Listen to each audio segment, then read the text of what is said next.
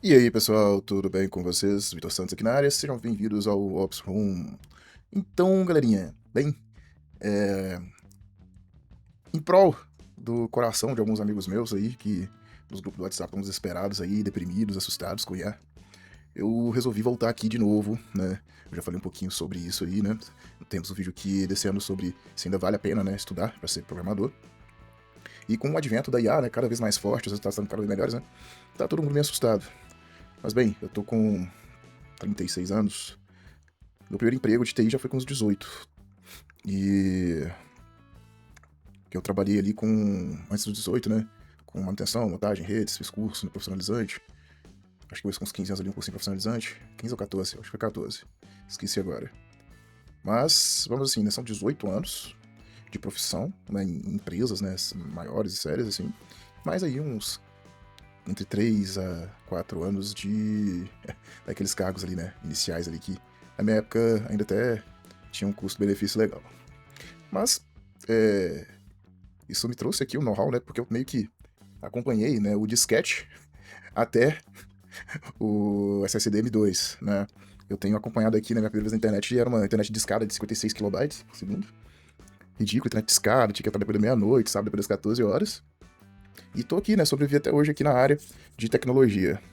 Então, assim, hoje eu tô trabalhando como arquiteto de soluções, já trabalhei no Itaú como arquiteto de soluções, já fui CTO de uma empresa de modelos de inteligência artificial, já fui DevOps, depois arquiteto de solução de uma empresa de desenvolvimento de modelos, de modelos também, outra no caso. E agora estou trabalhando na área de telco, essa parte de unificação de sistemas, tombamentos, tudo mais. A empresa é muito grande, está crescendo muito rápido, né? É, enfim, eu tenho um pouco de noção de como que está o mercado, do que está acontecendo, né? Por que as coisas acontecem, qual que é o ciclo delas, tá? Isso aqui qualquer um com bom senso, né, consegue falar um pouco sobre, tá? Não é nada assim fora do real, mas pra galera que tá aí há 5 anos, 6 anos, né? Às vezes não deu ainda pra poder acostumar com essas bolhas que aparecem no mercado de tecnologia, tá? É... E aí vem esse tanto de manchete, né? Reais, né? A IA vai eliminar X milhões de empregos. Passando rápido, depois corta, né? Aquele monte de layoff que tá acontecendo aí e a galera tá ficando tudo maluca, né? Mas bom, então vamos lá. Só de arquitetura de solução, meus cargos principais foram desenvolvedor full stack, foram uns 12 anos. É, tive ali, né, um tempinho ali na cadeira de DevOps.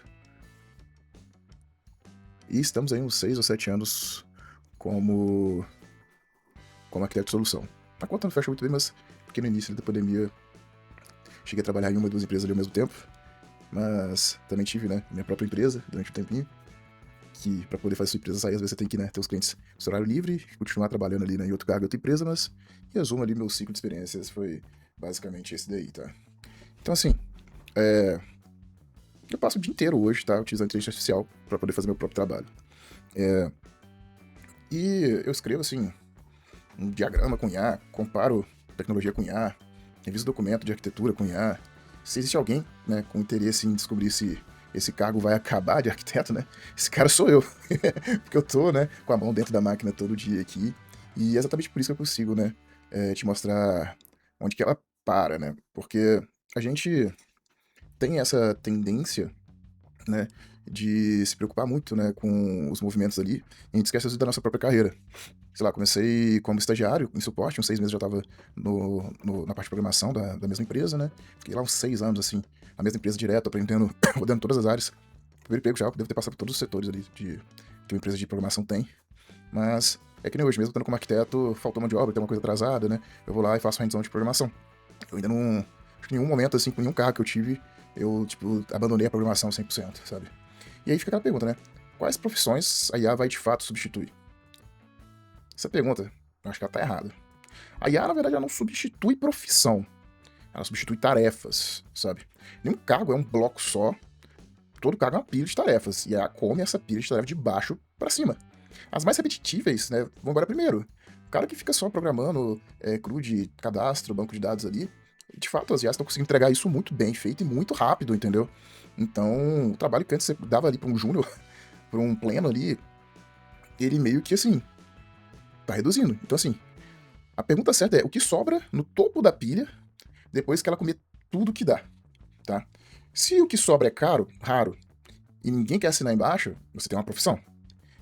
Se não sobra nada, você tinha um conjunto de tarefas com crachá em cima, entendeu? Porque vocês vão entender um pouquinho melhor, mas assim, hoje, assim, eu vou trazer pra vocês 5 opções, tá? Mas antes de mostrar a lista dessas coisas que, assim, não são, né? A IA não consegue comer de uma vez, né? Eu vou te dizer qual é o critério por eu ter escolhido essas áreas de atuação dentro do TI.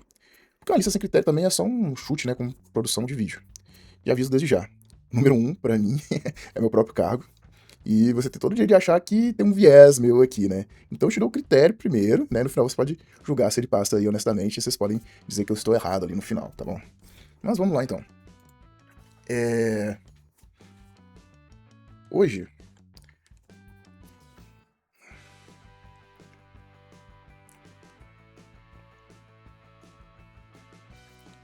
então assim, como eu te disse, a IA ela não substitui profissões, ela vai substituir tarefas.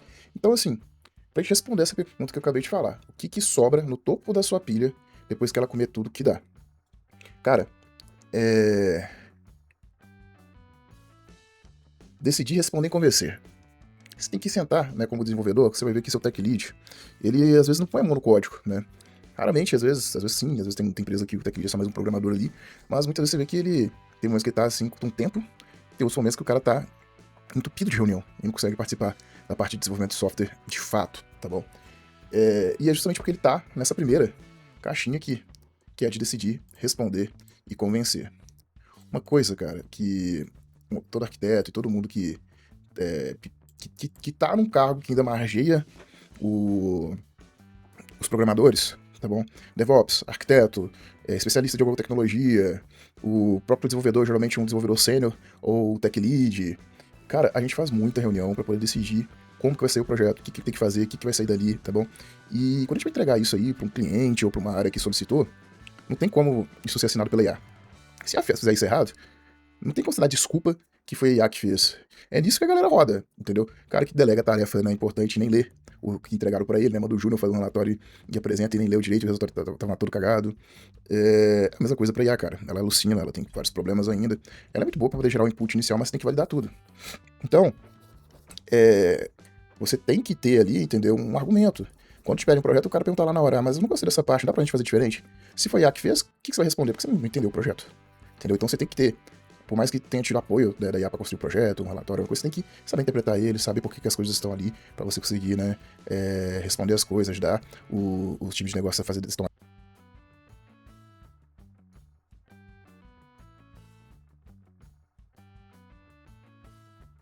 Querendo ir pro lado errado, que acontece muito também. E para isso, tem a segunda caixinha ali, né, que você tem que conseguir julgar entre opções corretas. Porque, assim, às vezes você tem 10 jeitos de fazer a mesma coisa, a IA ela vai ter uma observação extremamente técnica ali, ela não vai conhecer o contexto inteiro da situação, dos parceiros, do que você precisa integrar, do case do negócio. Então, ela pode julgar, né, alguma coisa que seja mais otimizada, mas não leva em consideração financeira da empresa.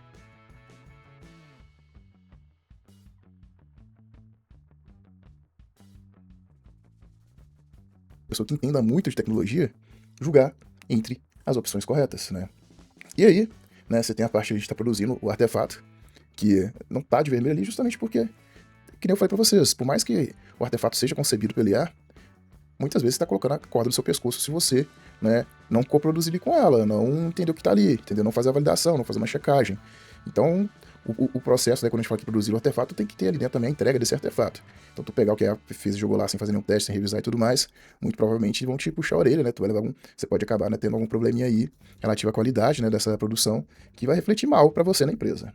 Agora, realmente, documentar o que foi feito, é, tarefa repetitiva ali, um padrão de relatório que vem de estatística de, de uso, de relatório que está lá já, né, sendo gerado por um Grafana, coisa do tipo, gerar crudezinho simples, pegar um template pronto e adaptar para o projeto novo, sabe? Essas coisas ela tá saindo muito rápido ali, e assim, de fato, você tem um grande problema, né, que um cara realmente, né, um pleno, quase sênior, um sênior vai produzir 5 vezes mais do que um estagiário ou um júnior, que eram os caras que a gente dava essas tarefas, tá? Quando a gente fala de TI pré-pandemia, era bem difícil você conseguir um cargo de estagiário ou de júnior. Era muito sofrimento e o padrão do universitário era entrar. como suporte em alguma empresa, né, que tivesse setor de tecnologia de fato, né, e tentar crescer lá dentro, né, evoluir na faculdade, e se aproximando, conhecer o sistema, e se garantir o gasto bom que jogava, né, para um setor de desenvolvimento e tal. Mas era bem difícil a gente entrar direto no setor de desenvolvimento. Meu primeiro emprego que eu foi isso. Eu entrei no setor de desenvolvimento, aliás, entrei no setor de suporte da empresa, conheci o produto, atendi cliente e tudo mais, e aí, em paralelo, eles me colocaram com um desenvolvedor sênior deles, tá? Eu tava lá no suporte, mas eu tinha, tipo, um sênior que tinha o objetivo de me ensinar a programar dentro da stack da empresa, que na época era PHP. Era... Até esqueci agora, mas acho que inicialmente ali não tinha nem muito... Nossa, a gente chegava a usar... O nosso front-end era em Flex, né? A evolução do Flash. Era loucura aquilo dali. Mas é muito tempo atrás. Mas foi justamente isso, cara. Eu comecei programando em PHP ali, o back-end, né, de um sistema de e-commerce, que tinha distribuído, né, vendido para várias empresas. Os caras chegaram a ter 6 mil clientes na época. Foi meu início ali. E aí eu tive sorte, que assim, eu entrei por indicação, tá bom? Foi indicação. Depois eu indiquei o segundo funcionário deles lá, né, que entrou depois de mim, foi uma indicação minha. E a gente ficou muito tempo lá, que naquela época era difícil, a gente entrava pra ficar, pra vestir a camisa, né? Então, foram ali uns 2 anos assim, de aprendizado, que assim, uns 6 meses eu fui pra área de desenvolvimento, e aí do desenvolvimento ali acabei rodando outras áreas, me fui mexer foi com front-end, com back-end, com QA, fiquei bastante tempo ali analisando, né, os problemas, né, tipo, montei um bug track e ajudava ali o time de suporte e fazia também análise de requisito, né, das empresas novas ali que estavam nascendo no mercado ali, né, porque era PagSeguro, Mercado Pago, Moip, um monte dessas fintech de pagamento, que queria, né, fazer integração com a gente. Eu que fazia ali análise de requisito dos manuais de integração deles para ver se era compatível e valia a pena pra gente. E nisso daí, né, a gente tem essa questão, né, primeiro, a área ela evolui o tempo todo. Mesmo sendo programador, cara, se tu não tiver aderente às novas metodologias do mercado, primeiro que você acaba rodando. E aí, tipo assim, tem vários filtros, né, pro cargo de desenvolvedor, que às vezes o cara... Você vê que tem muita gente que desde a tem dificuldade de se realocar. Porque às vezes você tem muito vício, você fica muito acoplado, né, numa stack. Então, assim, acho que tem 4 filtros, né, que vale a pena a gente passar pelos 4, tá? O primeiro filtro é, alguém precisa assinar embaixo. A IA produz, ela não responde, eu já falei isso daqui. Então, assim, quando o sistema cair às 3 da manhã, quando o dado vaza, quando a arquitetura escolhida custa 3 milhões a mais do que devia, existe uma pessoa cujo nomezinho dela, né, está naquela decisão. E aqui que tá o pulo do gato. Responsabilidade não é transferível para um modelo de IA, cara. Então, não é uma limitação técnica que a próxima versão resolve. É jurídico, é contratual, organizacional. Empresa nenhuma pode processar um modelo de IA.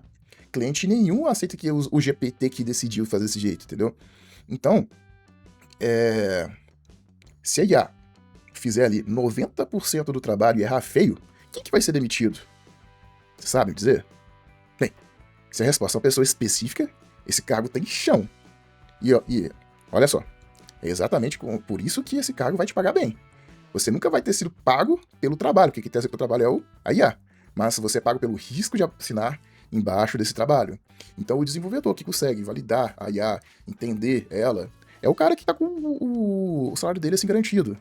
Porque não tem como uma empresa grande entregar uma coisa para outra área grande, ou entregar coisa para o cliente, sem ter certeza que ela está integrando. E é comum a gente ver, né, empresas pequenas aí nascendo e comprando, prefiro gastar o barato, mas são justamente as empresas que quebram, não tem nem grana para poder processar alguém. As empresas sérias, as empresas onde mora o dinheiro, cara, sempre tem que ter um nome para mandar embora.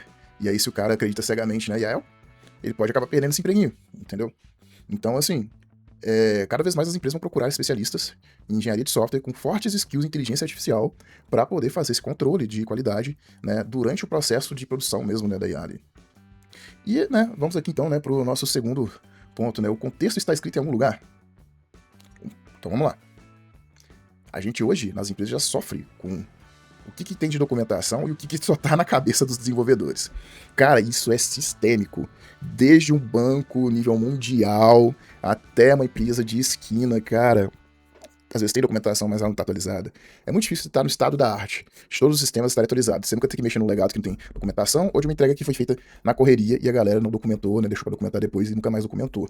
E é comum você ver empresa muito grande, a galera às vezes fazer multirão de documentação para poder colocar as coisas em dia. Então, assim, imagina com a IA isso agora. O modelo aprende o que está escrito. E boa parte do que decide uma escolha técnica não está escrito em lugar nenhum, cara.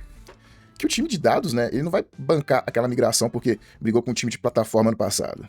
Que aquele fornecedor é intocável porque o contrato é do diretor. Que a tolerância real de downtime da editoria é 0, mesmo com a SLA dizendo 99,5% de disponibilidade. Isso não tá lá no Confluence. Nunca vai estar, porque ninguém documentou, porque não é documentável. Esse é um dado de treino que não existe. Então, assim, a gente sempre, né, imagina, alguém vai ter que guiar a IA no processo de criação, mostrar onde estão os códigos, tentar otimizar o jeito dela aprender aquele código, passar para ela as regras de negócio, entendeu? Então, isso daí ela não vai fazer sozinha nunca. Ela precisa do nosso apoio. Então, aqui a gente já tem mais um gap que tu pode até já estar. Acho que isso aqui é mais fácil de começar a deslumbrar, né? Alguns cargos que, né, podem estar seguros, né? E nosso terceiro filtro aqui, irreversibilidade. Cara, Ctrl Z de um lado, processo judicial do outro. Entendeu?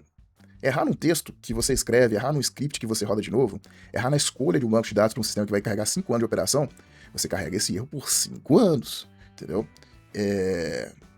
Então, assim, quanto mais irreversível a consequência, mais a empresa paga por um humano no meio do caminho. E mais devagar ele tira esse humano. Então, assim, não é sobre a IA ser incapaz, é sobre ninguém aceitar o risco de descobrir na prática que ela é capaz. Então, vai demorar muito para as grandes empresas quererem cortar os sêniors e os especialistas em massa, porque alguém tem que validar o que está acontecendo, alguém tem que bater o martelo do projeto, alguém tem que falar, né, que a IA não está falando besteira, entendeu? E o quarto, nosso quarto filtro ali, né, é justamente assim, o trabalho é produzir ou negociar um artefato, né, um documento ali, né, versus uma mesa de reunião. Se o entregável do seu dia é artefato, código, planilha, laudo, peça, design, a IA chega assim rápido, né? Entrega rápido essas coisas. Só que se o entregável é um acordo, né? 3 áreas que se odeiam. Cara, porra, coloca financeiro, suporte e desenvolvimento. Essas 3 andam junto ali o tempo todo e ninguém gosta um do outro. É o padrão. Mas assim, se o entregável é um acordo, 3 áreas ali que se odeiam, concordando com o mesmo plano, um cliente aceitando um prazo que ele não queria, que ele queria que fosse mais rápido, um diretor liberando orçamento porque deu ruim ali, vai precisar de mais grana. Cara, isso é um trabalho político. E o trabalho político acontece entre as pessoas que precisam confiar em quem tem na frente delas. Ninguém vai confiar, né, as decisões ali mais importantes do projeto para IA. Até porque você tem um time de business ali que talvez não saiba usar IA do jeito que precisa para poder conseguir chegar perto de mensurar esse tipo de decisão. E nós temos vários cargos que fazem esse meio de campo. Então vamos lá, ó. Guarda esses quadros. Assinatura, contexto tácito, irreversibilidade, negociação. Essa lista aí agora, ó, é uma coisa que você tem que ter em mente para poder perceber o quão importante, né, são alguns trabalhos ainda na área de tecnologia. Então vamos lá. Eu fiz esse slide aqui, mas eu acabei falando ele lá no outro, né? Então é o seguinte, relembrando, se a IA faz 90% desse trabalho, e errar feio, quem que vai ser demitido? Entendeu? Então a pessoa, né, que, unindo tudo que a gente já falou, né, que consegue representar bem, né, isso tudo, é justamente, representar não, né, que consegue, né, aprovar sem medo, que revisou o trabalho todo, entendeu? É uma pessoa que vai ganhar bastante, porque é ela que garante que o negócio está sendo entregue direito. E ela, consequentemente, vai querer que todo harness, que todo tipo de coisa que possa ser feito para melhorar o desempenho da IA, a assertividade dela, e também, né, ter um time ali minimamente capacitado para validar as coisas, né, além de deixar tudo só para IA, melhor. Então vamos lá. Engenheiro de dados, tá bom? Que é quem constrói e mantém o caminho que o dado percorre até virar decisão, injeção, transformação, qualidade, contrato de dado e governança, tá bom? Esse valor aqui de 6 a 12 mil, eu via muito quando eu trabalhava em empresas de inteligência artificial, né, pré-pandemia. Esses são dados que eu coletei aqui na internet, não sei confirmar para vocês, porque nas 2 últimas empresas que eu estava, né, que são quase aí 5 para 6 anos, né, não tive contato com os salários dessa galera aí. Eu dei uma trocada, eu trabalhava com IA mesmo, muita empresa de IA, e fui para bancária, depois telco, né. Até tem setor disso, mas não é onde que mora a nata, né, da galera que ganha bem com isso. Mas, assim, o que IA já come dessa galera aí, né, que o engenheiro de dados, né, ele...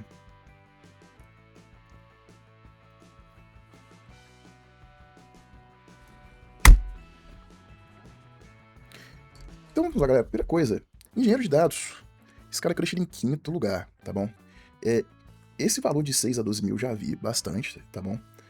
Não achei tantos dados legais assim desse salário desses caras aqui na internet. Mas alguns salários de pessoas que eu conheci estavam rodando nessa faixa e sempre foi um cargo que pagou muito bem. que é o engenheiro de dados, né? É ele quem constrói e mantém o caminho que o dado percorre até virar decisão, gestão, transformação, qualidade, contrato de governança, né? Contrato de dados, governança. Então, assim, o que a IA já come, né? De tarefa desse cara. Ele já escreve SQL, escreve o pipeline, documenta o esquema, gera teste de qualidade. Isso hoje é minutos, não dias. Então, assim, não tem muito drama. A IA consegue fazer isso. Então, eu posso não precisar de tanta gente aqui, entendeu? Para poder fazer exatamente. Opa! Então, eu posso não precisar mais de tantos funcionários nessa área, mas eu vou precisar dos melhores. Por quê? O que vai sobrar aqui para o humano é justamente o importante. Decidir qual dado é verdade. Toda empresa média tem 3 lugares que dizem, né, quantos clientes ela tem.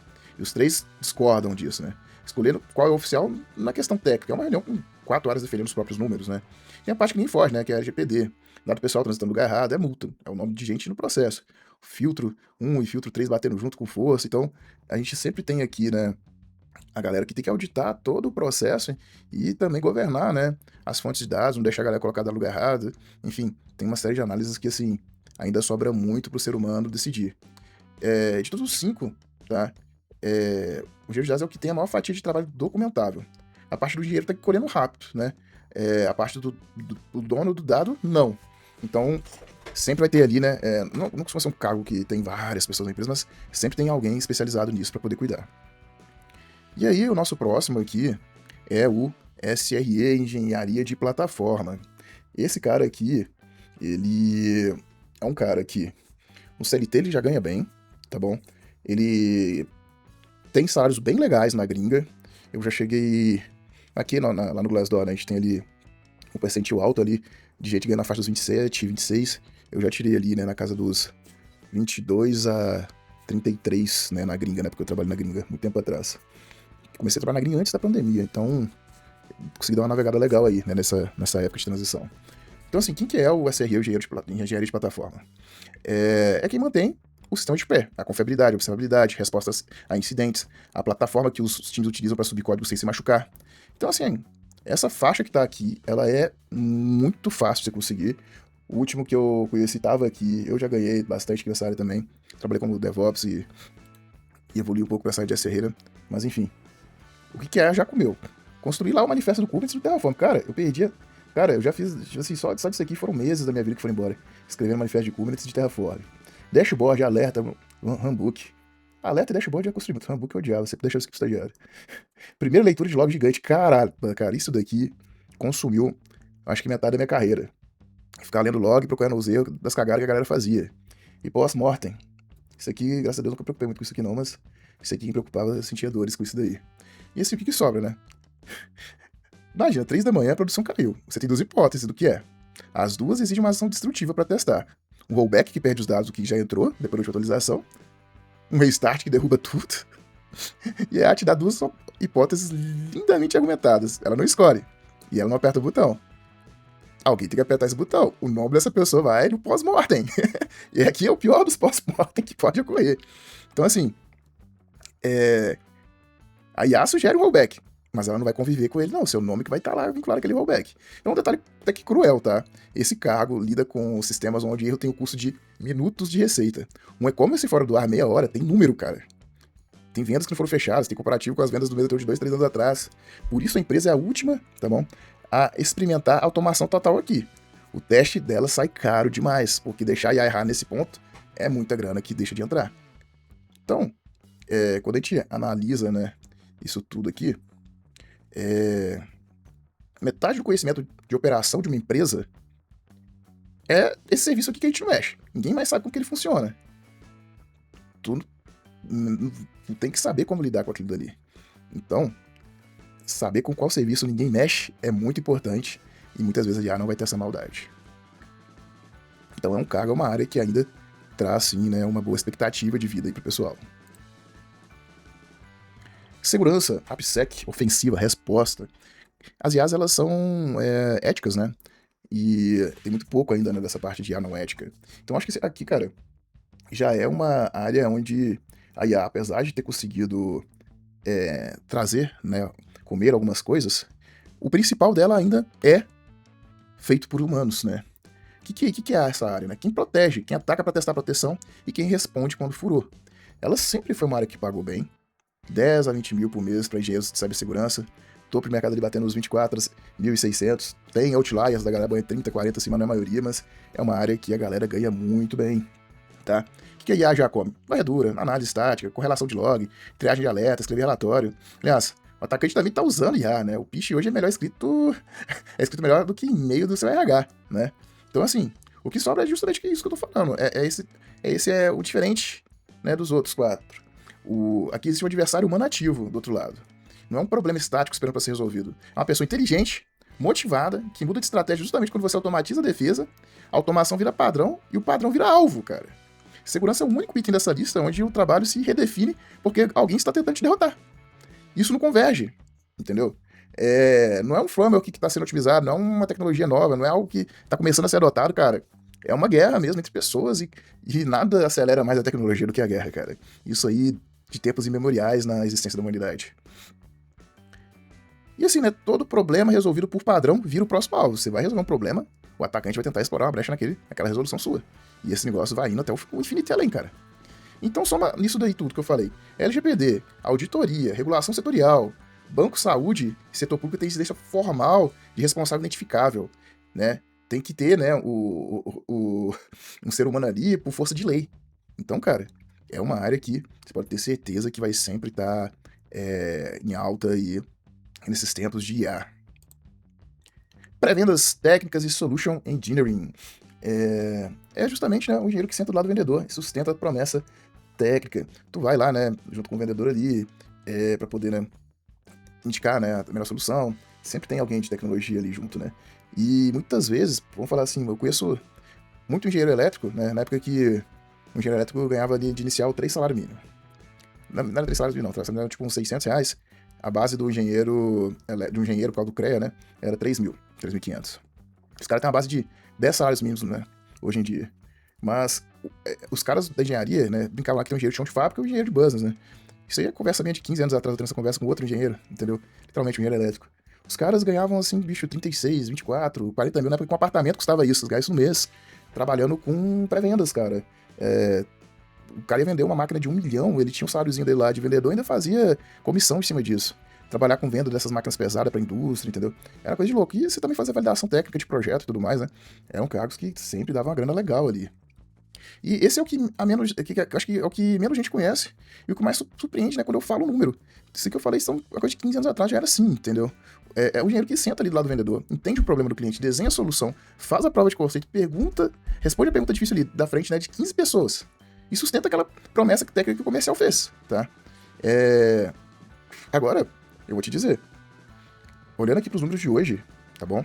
Quando a gente faz uma análise ali no próprio Glassdoor, cara, 12 pila é o básico, mas você tem muita gente lá no Glassdoor que joga ali, né, um 44 mil, 79 mil, e é muita gente, tá? Nessa faixa ali dentro do 44 mil aos 79 mil, entre aspas, né? A base sempre vai ser maior, mas em relação às outras áreas que conseguem ter uma ascensão salarial alta, essa daqui é uma das maiores, tá? Nenhum outro cargo dessa lista vai ganhar tão bem quanto um cara de pré-vendas. O cara de pré-vendas às vezes pode tirar uns 8 pau, mas ele consegue chegar nisso aqui fácil porque tem comissão, entendeu? Ele tem outros riscos. E é justamente isso, né? O formato da remuneração dele é base mais variável atrelada à venda fechada. Essa venda, né, o cara pode fechar vários contratos no mês e chega a ganhar muito.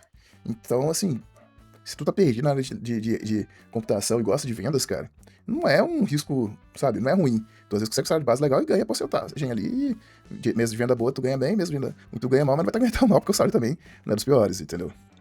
Então, assim, você não é pago por hora que nem na engenharia, você é pago por contrato assinado. O único cargo técnico dessa lista onde seu teto é o tamanho do negócio e não o tamanho da faixa salarial que o RH aprovou. O que a IA já come disso, né? O material e a apresentação, né? A resposta padrão do edital, a demonstração gravada, o comparativo com o concorrente, né? Esses material que ninguém gostava de fazer mesmo, entendeu? Ela já faz, o cara revisa, melhora e tudo mais, coloca ali o toque dele, né? Mas o grosso chato, velho, os caras não precisam. Ele sobra mais tempo pra tentar vender, prospectar cliente. E o que sobra, né, é a sala. O cliente faz a pergunta que não estava no roteiro, geralmente a pergunta aqui é técnica, superfície e política por baixo. E se a gente não migrar? Traduzindo, né? Eu construí o sistema atual, você tá dizendo que ele é ruim? Você tem 4 segundos, cara, pra poder... Você pode ficar... Cara, você tem que responder, entendeu? E ter essa skill de dar a resposta certa, que, assim, nem sempre a resposta certa, né, é a tecnicamente correta. Então, cara, isso aqui é um outro mundo. E tem um núcleo disso tudo que é o seguinte, né? Contrato grande fecha na confiança. Uma pessoa olhando para as outras e decidindo que ali não vai me deixar na mão, ninguém terceiriza isso. A IA não consegue fechar um contrato desse, tá bom? Então, assim, a demo, a IA faz. A sala, a reunião, velho, o business, impossível a IA fechar a venda pra você. E aí, cara, a gente tem, né, a máxima dessa área aqui. Esse cargo é quase que 100% negociação com a camada técnica em cima. E é a rota de carreira mais subestimada da lista. Para quem é técnico e não odeia gente, é o maior salto de remuneração disponível sem virar cargo de gestor. Então, assim, eu já cheguei a namorar e pensar isso, só que eu não gosto tanto assim de pessoas para querer ser vendedor. Mas até um amigo meu que ganhava muito bem nessa área aqui já me chamou para poder ir trabalhar nessa área, mas eu não animei. Então vamos lá, o vídeo tá gigante. Não sei o que eu vou fazer se eu publico ele assim, mas não sei se eu tô animado a tentar regravar também não. Mas vamos lá.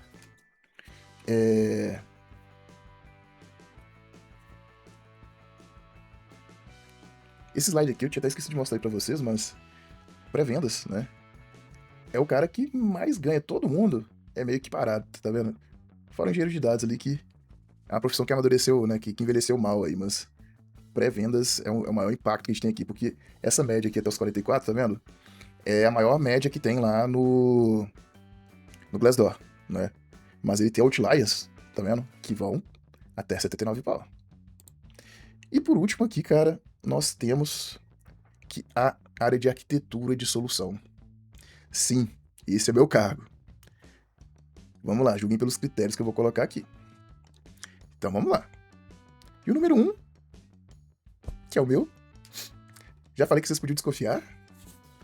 Então vou fazer o contrário do que vocês esperam. Eu vou começar pela parte que a IA já tomou de mim. Eu nem vou mostrar ainda o que eu consigo fazer. E já vou falar aqui pra vocês. A média dessa área, cara, 14.667. Eu acho que esse foi o meu primeiro salário de arquiteto. Era 14.500, se não me engano. 14.200, 14.500. E, cara, ela tem, né, uma faixa típica, né? Tem muito arquiteto ali em São Paulo, então, assim, é bem comum você ter essa faixa ali mesmo, de 9 a 18. Eu já trabalhei em empresa que tinha 400 arquitetos, então conheço bem ali as médias salariais e vivi muito tempo nessa área aqui já. 15.500 ali a 26 é muito fácil que você conseguir dentro dessa área também. Acima daquilo ali, tem outliers, tá? Tem sim.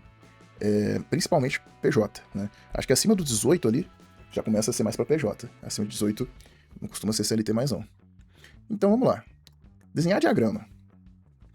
Desde eu descrevo o texto e ele sai pronto. Eu gero um grafo, passo o repositório de código, ele dá praticamente tudo pronto para mim. Cara, sempre, se você conhece o sistema, ou fez uma análise, ele sempre vai ter um errinho. Sempre vai ter uma besteira. Mas ele te economiza 90% de tempo. Tu só conserta. Calma. Escrever documento de arquitetura. Esse aqui também, assim... Algumas pessoas dizem que é uma perda. Assim, eu peço para IA escrever. Mas, na minha opinião, no meu nível de padrão de qualidade, nunca tá bom. Então, eu peço para ela escrever, e vou lá e reviso. E sempre acho uma coisinha ou outra ali para poder revisar. Até hoje eu não peguei... Eu usei muito o Gemini, o Anti-Gravity, com Sonnet, com Opus e com Gemini. Gemini, quando eu falei, era o não era nem o CLI, mas era Gemini ali com OpenCode. E o Cloud Code. Nenhum deles nunca trouxe um documento 100% assim que eu falei que não ia mudar nada. Nem o desenho, mas fazem uma economia de tempo gigantesca. Comparar 5 tecnologias e montar a matriz. Tá, isso daí ele faz melhor que eu, porque é tanto exemplo, tanta apresentação técnica, tanto vendedor na internet, que ele pega as apresentações, um monte de apresentação, cruza dado, cara. E aí é bom você só revisar tudo pra ver se ele não tá falando de feature antiga, assim, uma coisa que já saiu, entendeu? Na versão mais atual, se os dados ainda se mantêm, se tem uma lógica no que dali. É legal você pedir, né, pra IA fazer e depois conferir os dados. E o Gemini hoje, por exemplo, ele pesquisa bem no Google, então você pedir pra ele validar os dados ali no Google é legal. Pedir pra ele trazer também todas as fontes, tá? Ajuda muito também. Levantar risco técnico óbvio. Risco técnico óbvio, ele consegue trazer bem, tá? Os mais óbvios possíveis ele não traz. É ridículo. Ele traz coisas acima da média, tá? Que eu não sei porquê, ele sempre traz. Os riscos mais bobos ele sempre deixa passar, mas os que estão acima da média ele sempre costuma acertar. E estimar esforço de uma abordagem. Ele não consegue estimar isso tão bem, tá? Senão não tinha nem mais tech lead PM fazendo, né, estimativa ali, né, do tempo de tarefa, IA fazia tudo. Mas dá pra dizer que perdeu metade ali, né? Porque ele consegue ter muito insumo para poder, né, falar sobre, né? E ele ele nem sempre, né, consegue ter uma visão humana, né? As pessoas do seu time não conseguem executar isso nessa mesma velocidade. Às vezes ele pegou ali, né, o pensamento de que todo mundo é sênior, enfim. Tem detalhes e detalhes aí. E isso aí era basicamente metade do meu dia lá em 2023, cara. O arquiteto ele gastava muito tempo com isso daqui. E aí, cara, o que sobrou pra mim? Eu acho que é, assim, a melhor parte. A IA, ela te dá 3 arquiteturas defensáveis. Todas as 3 funcionam. Todas as 3 estão tecnicamente corretas. O trabalho nunca foi produzir as 3. O trabalho é escolher uma, sabendo que a opção A é a melhor no papel, mas o time que vai manter tem 3 pessoas e nenhuma conhece a stack. A opção B é a mais barata, mas depende do fornecedor que o jurídico vetou e ninguém escreveu isso em lugar nenhum. A opção C é a que o diretor já falou em reunião que gosta, e essa informação vale mais que as outras duas juntas e ainda que ninguém admita. Nenhuma dessas 3 está em nenhum documento. Elas moram em 6 anos de conversa com o corredor, nas deles, né, no dia a dia ali com os times. Esse é o filtro, assim, na forma mais pura que existe, entendeu? Tem coisa que você só vai conhecer no touch a touch ali, cara, no dia a dia com os times, entendeu? Então, assim, a IA resolve o problema técnico, mas o meu problema, meu trabalho, na verdade, né, é descobrir qual que é o problema real, que quase nunca é o que impediram. Toda vez que você entra, os caras te pedem um desenho de solução na reunião, cara, e você acaba achando tanto problema pra poder executar aquilo dali que as pessoas começam a dar valor, né, no seu cargo ali. E, assim, depois de você fazer essa escolha aqui, que vem o desafio real, cara. Que tem a parte que ninguém vê no organograma. Fazer 5 áreas da empresa junto ali, concordar. Levar a decisão pro comitê, apanhar, ajustar, votar. Esse aí é um critério, cara, que você precisa, assim, de estar atento, porque quando dá errado, quando dá errado em produção, 18 vezes depois, o nome de quem tá no documento é o meu, é o do arquiteto de solução. Nenhum dos 3 tá em nenhum lugar. Você tem que entender, beleza? Do que tá acontecendo no momento da empresa, como que é seu time, o que tem ali de recurso. Já vai ser o primeiro. Cara, levar isso aqui depois dessa decisão pra um comitê, conversar com a diretoria, conversar com um monte de gente, aprovar, cara, isso aqui é um pilar sinistro que você tem que ter e que os devs vão ver, porque a gente já apanhou antes. Quando chega pra eles já tá refinada a história, ou então é história pra refinar. Quando tá errado, cara, e alguém tem que assumir o BO, alguém tem que corrigir e tudo mais, cara, aí já vai 2 pontinhos só nessa daí. Então, assim, eu acho que ele é o número 1. Tem um salário mediano bem legal. E ele tem muita decisão para tomar, ele tem muito peso nas decisões de entrega. Não é toda empresa que tem arquiteto de solução, mas as empresas grandes praticamente todas têm, e é justamente pelo fato de que são vários riscos e esses riscos têm que ser assumidos por alguém, e normalmente vai ser um arquiteto que vai, né, colocar ali, né, metade do nome dele ali, pelo menos, para poder fazer o projeto passar. Se as pessoas não respeitam seu arquiteto, seu projeto não vai passar. É o honesto aqui agora, né? A parte honesta e a parte mais importante aqui desse vídeo. Em um curto prazo, cara, de uns 3 a 5 anos,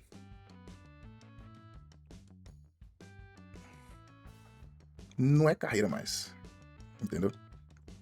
Então, eu entendo que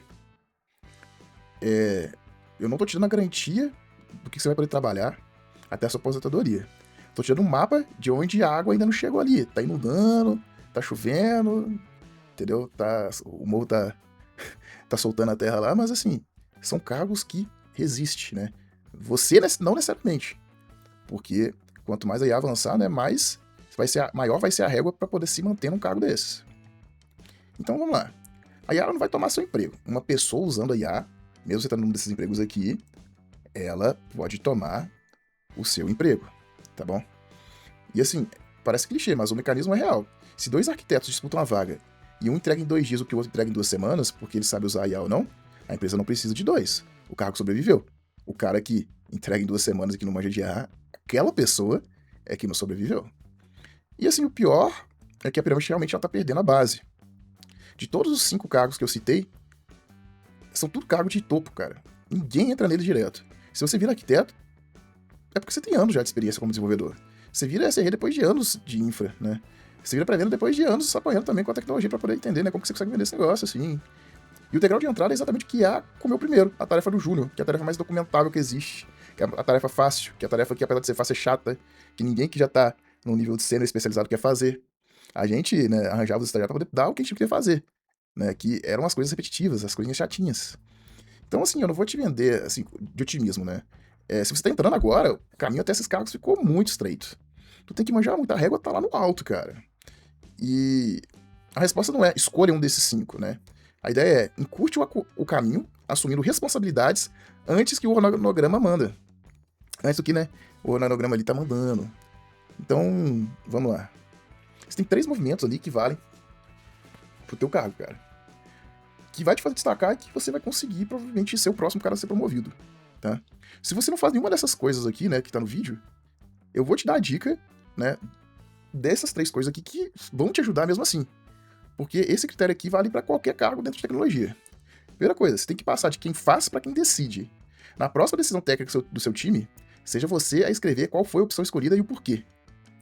Com as alternativas descartadas e o motivo. Um documento de uma página, isso se chama registro de decisão, e é literalmente um artefato central da arquitetura. As famosas DRs, né? Você não precisa do cargo para começar a fazer isso, precisa de coragem de ir lá e assinar. Porque o que vai dar errado? Pode ser seu nome, mas o que der certo, cara, foi fulano que decidiu isso aqui, o cara que documentou, que organizou. Vamos perguntar pra ele o que a gente pode fazer nesse outro projeto aqui. Entendeu? Escreva o que só existe na sua cabeça. Aquele conhecimento que só você tem sobre o sistema legado, o cliente, o processo, pode até parecer contraintuitivo. Se eu escrever, aí aprende e eu viro dispensável. Mas ao contrário, cara. Quem escreve o contexto vira a fonte do contexto, que é a pessoa que vai ser procurada quando ela muda. Quem esconde, né, essas informações vira gargalo. E assim, você tem 2 coisas quando você vira gargalo. Ou a empresa te remove, ou ela nunca vai te dar uma promoção porque você é o único que consegue resolver aquele tipo de problema. Então, assim, o cara que guarda tudo pra si, não treina ninguém, não dispersa informação, cara, ele também fica travado no mesmo lugar. E use a IA em público, não escondido. Eu vejo que tem muito desenvolvedor, muita gente que tá com medo de falar que usa IA, porque vai ser zoado pelo coleguinha ali do lado, entendeu?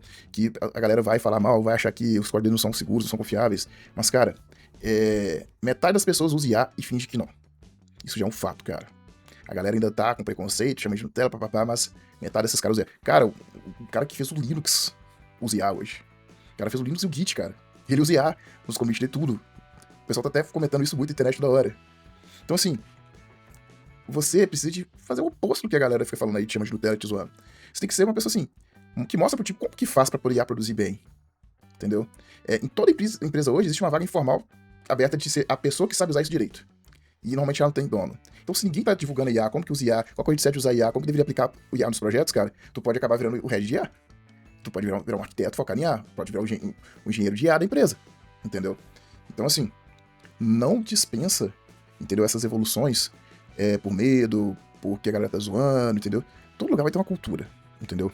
Mas resultado é que mede o teu pagamento, se tu fica na empresa ou não depois, cara. Não é o que a galera fica zoando aí nos corredores. E isso daí. A IA, ela não tá vindo pro seu emprego. Ela tá vindo pra parte do seu emprego que você não gostava de fazer. O que ela deixa pra trás é a parte difícil.